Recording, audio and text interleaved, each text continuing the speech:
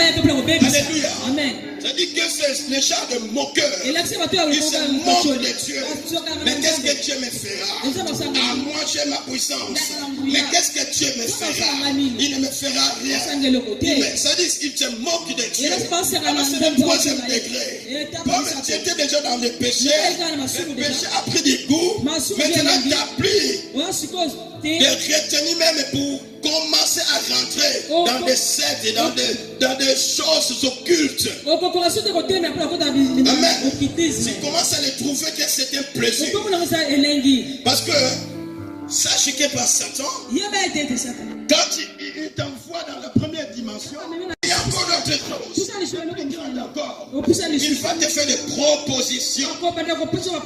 Et tu deviens un agent du diable. Il y a Satan.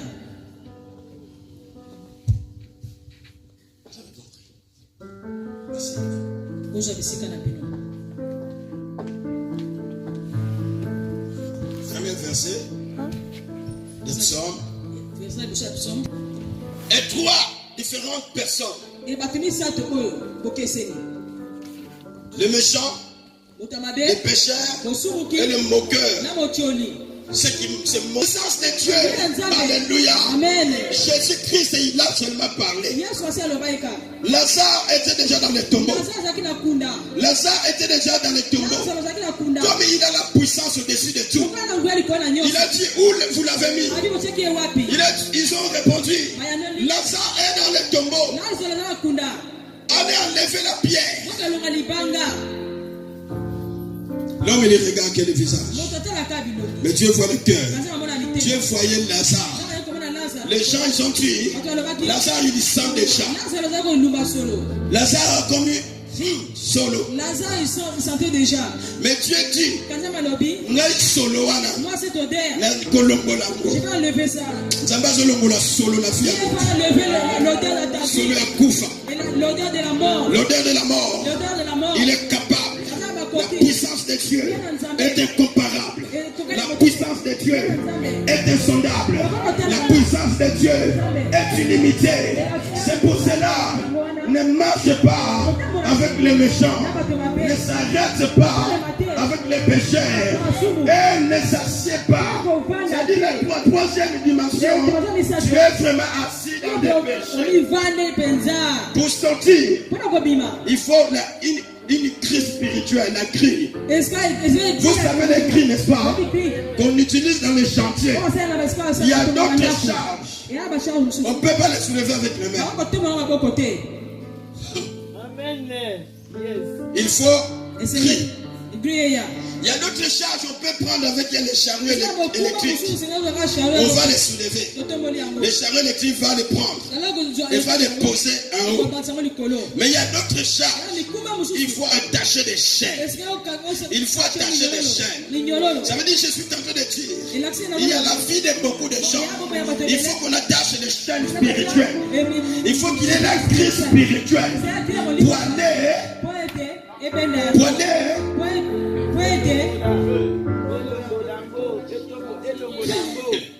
pour la Bible me dit dans Colossiens,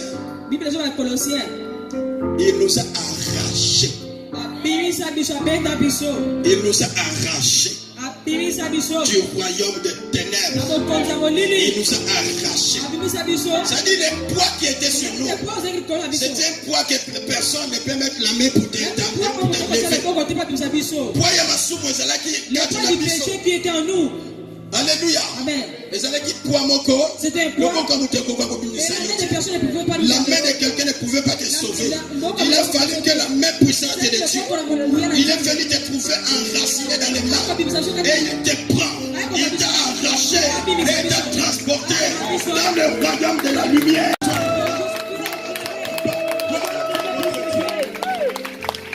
Il est vivant.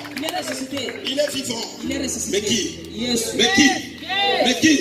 S'il est au Seigneur, clamez pour la gloire de Dieu glorieux. Alléluia.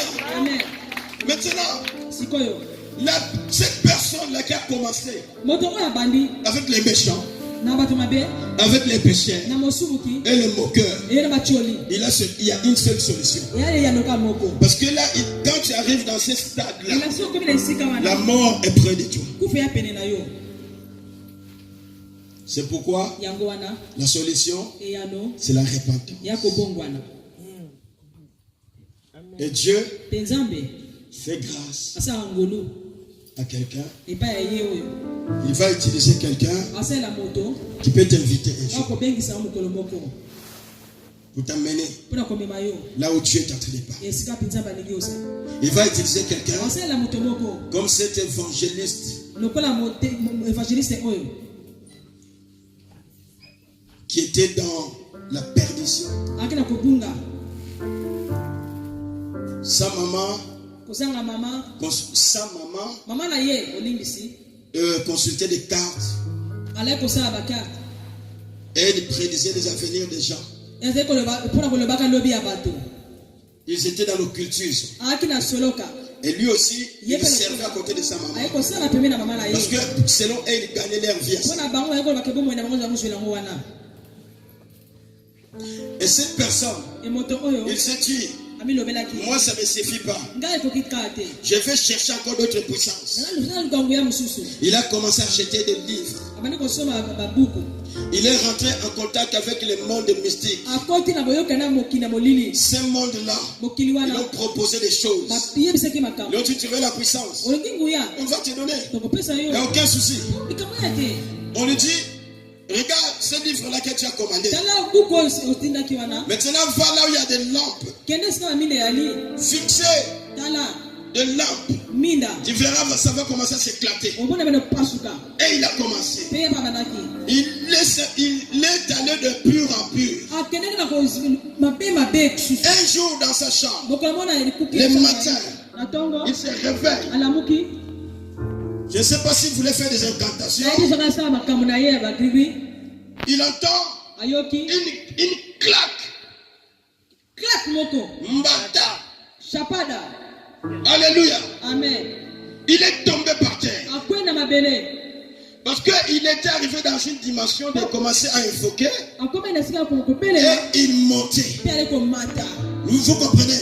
Et ce jour-là, quand il a commencé, dès qu'il a commencé à se soulever, à monter, il prend une autre claque. Il tombe de l'autre côté. Il dit, mais c'est quoi ça? C'est le jour qu'il se souvient. On lui a parlé un jour de Dieu. Et il doit crier. Oh Dieu, si tu existes vraiment, mais pourquoi tu vas me laisser comme ça? Comme si c'était Dieu qui lui avait dit de le faire. Pourquoi tu vas me laisser dans cette situation? Et Dieu miséricordieux, il a entendu.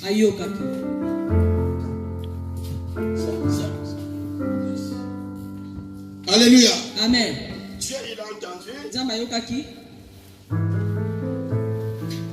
Et Dieu, il va toucher son cœur. De sortir de sa maison. Il n'était pas bien habillé.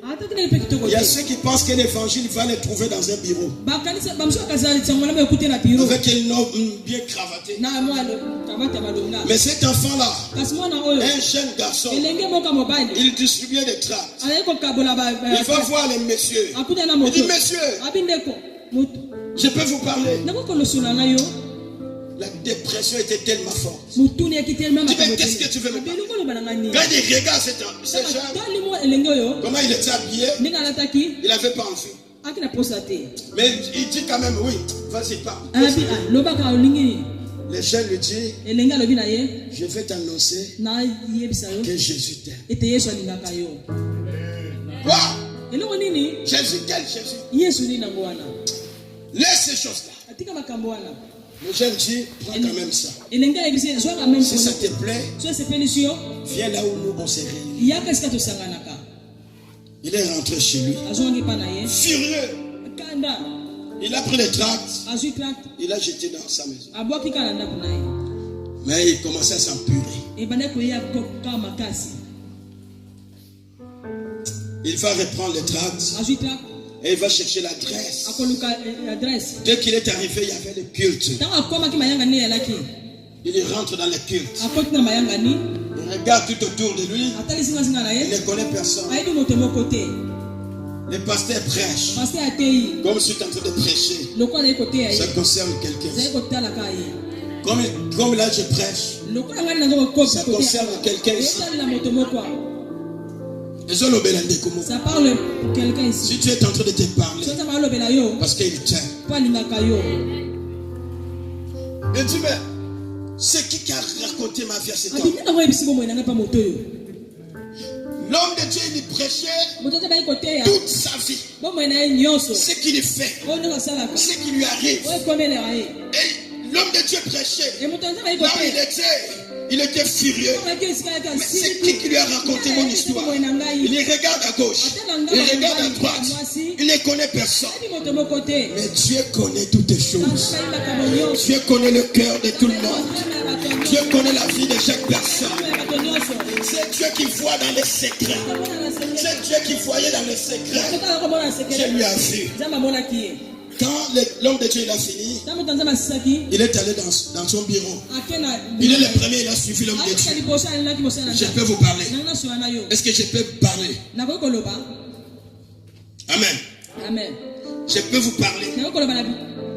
L'homme de Dieu dit oui, parle-moi.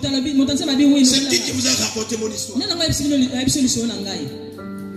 C'est qui vous a dit toutes ces choses-là que vous venez de raconter? Le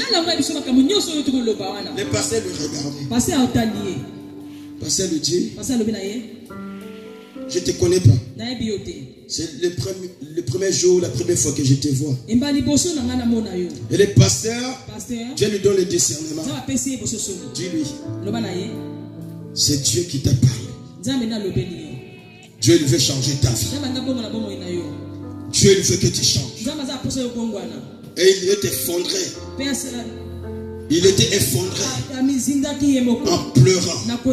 Des larmes commençaient à couler. Dans son cœur, le Saint-Esprit a brisé la pierre. A brisé la pierre. A brisé la pierre. Et il a accepté de se repentir devant Dieu. Il s'est mis à genoux. Il a dit, l'homme de Dieu, prie pour moi. Oh, ce que j'ai vu, ce que j'ai entendu, personne ne m'a jamais dit ça. Prie pour moi. Prie afin que ton Dieu puisse m'aider. L'homme de Dieu, il met sa main sur lui. Il prie pour lui. Pendant qu'il priait, les esprits commençaient à s'enfuir.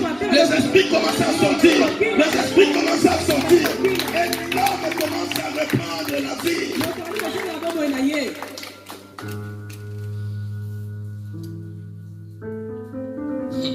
C'est pourquoi la Bible dit, si tu entends la voix de l'Éternel, ça va baisser un peu les sons. Mon feuillage ne flétrit pas.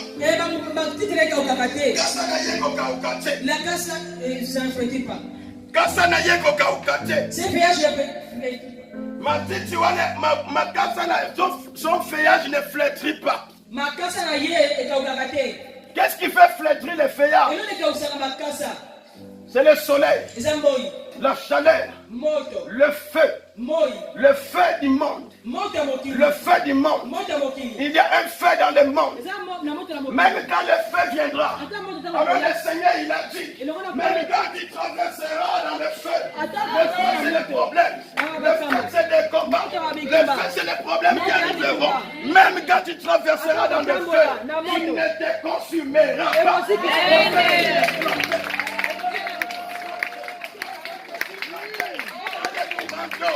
Il faut chercher, enlever ton feuillage, le souffle d'un feu pour que tu sois embrasé. Mais parce que tu es planté près des courants d'eau, aussi kakakaka, aussi kakakaka. Oh Jésus, le Seigneur m'a mené dans une dimension de bien comprendre. Ça veut dire que celui qui est planté près des courants d'eau, vouloir ou pas, le fruit viendra. Vouloir ou pas, vouloir ou pas,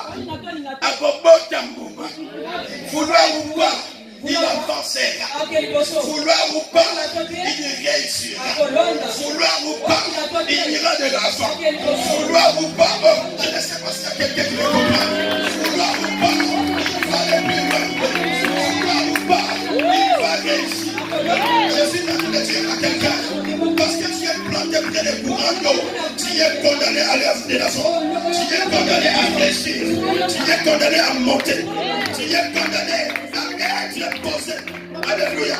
Tu es condamné à voir la joie. Même s'il y a la tristesse là dans ton cœur, il y a celui qui a dit, je vous donne ma joie, je vous laisse ma paix. Et la paix du Seigneur te touchera. La paix du Seigneur te visitera. Bien-aimé, le problème qui est dans ta vie, c'est la chaleur. C'est seulement la chaleur.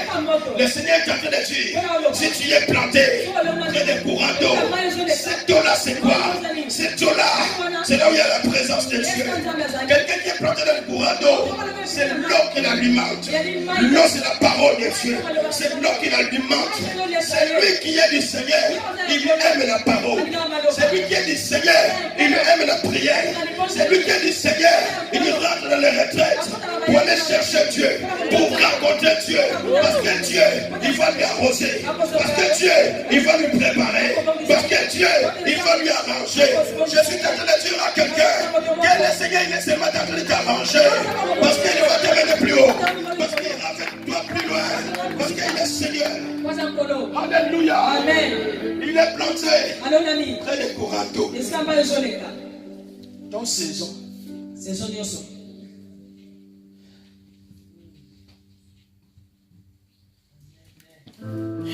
saison de ta réussite. Même si vous remettez les barrières devant toi, Dieu il a dit, quand tu vas réussir là-bas. Alors, ceux qui seront posés là, tu vas les écraser. Tu vas les écraser parce que tu es bâti que tu vas gagner. Tu es bâti que tu vas gagner. Tu vas réussir. Alléluia. Le jour de ta réussite, le Seigneur sera. Bien aimé, il y a d'autres événements que Dieu permet dans la vie.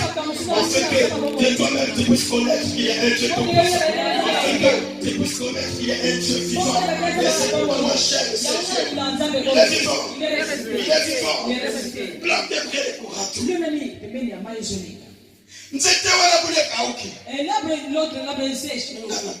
Moi je ne vais pas me sécher. L'arbre qui est dans le désert. Parce qu'il n'y a pas d'eau. Il n'y a pas d'eau de la vie. C'est le Saint-Esprit qui vient en toi, qui fait jaillir la grâce de Dieu dans ta vie, la vie de Dieu dans ta vie, la puissance de Dieu dans ta vie, la guérison de Dieu dans ta vie, la paix de Dieu dans ta vie, la joie de Dieu dans ta vie, l'élévation de Dieu dans ta vie. C'est le Saint-Esprit, c'est l'eau qui rentre, qui rentre, qui rentre. Alléluia. Et tu viens de quel étonnant. On va dire qu'on camousse. Tu commences à étonner les gens. On va dire qu'on camousse. Tu commences à étonner les gens. Je ne les connaissais pas comme ça. Mais comment il est revenu comme ça? Il n'était pas comme ça. Il n'était jamais comme ça. Qu'est-ce qu'il a fait? Il n'est pas ici de méchant. Tenez dans le verset 4. J'ai fini le verset. Makambo nyonso oyo asalaka alongaka yango. Azali lokola nzete oyo bakona penepene ya mai. Makambo nyonso asalaka nini? Tout ce qu'il fait, dites avec moi, nyonso nakosala ekosala nini? tout ce que je vais faire, tout ce que je vais faire, ça va réussir. Tout ce que je vais faire, ça va Réussir. peu importe le combat. Ce que je vais faire avec le Seigneur, nous ferons des. Et le verset qui suit, il n'est pas ici. Le verset 4.